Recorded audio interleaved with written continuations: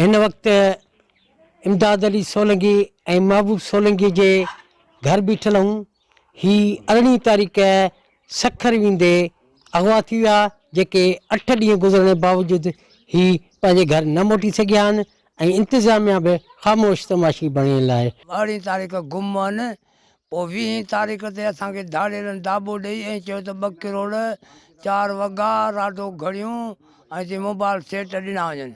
अॼु ताईं 8हों ॾींहुं कंहिं बि ऑफिसर मुंहिंजी का बि मूंखे नोटिस कोन आहे, कंहिं बि मूंखां न पुछियो आहे त बाबा छा आहे छा न आहे। न भान पुलिस ॻाल्हाईंदी हुई औरत जे आवाज़ सां, ॻाल्हाईंदी हुई मुंहिंजे भाउ इमदाद सां। 18 तारीख़ घर खां निकिता आहिनि, सखर जो चई उते पुॻा आहिनि त नंबर बंदि थिया आहिनि। 2 ॾींहंनि खां पोइ सर नंबर खोले मुंहिंजे इमदाद जे नंबर ते कॉल कई अथनि त 2 करोड़ जो ऐं मुख़्तलिफ़ सामान था घुरनि, 4 राडो घड़ियूं जो। धाड़ेला चवंदा 2 करोड़ जो असांखे अटो खाइण लाइ कान्हे को, असां ॾाढो परेशान हूं। 500 रुपया पघारियूं कमु कयूं, 500 घर में ख़र्च कयूं बाबा। ज़रूरत इन ॻाल्हि जी आहे त हुकूमत पारां हिन मामले जो जल्द नोटिस वरितो वञे त जीअं हिननि जो भलो थी सघे। कैमरामैन हसनैन मेमण सां गॾु अकरम मेमण, सिंध टीवी न्यूज़, भालसे।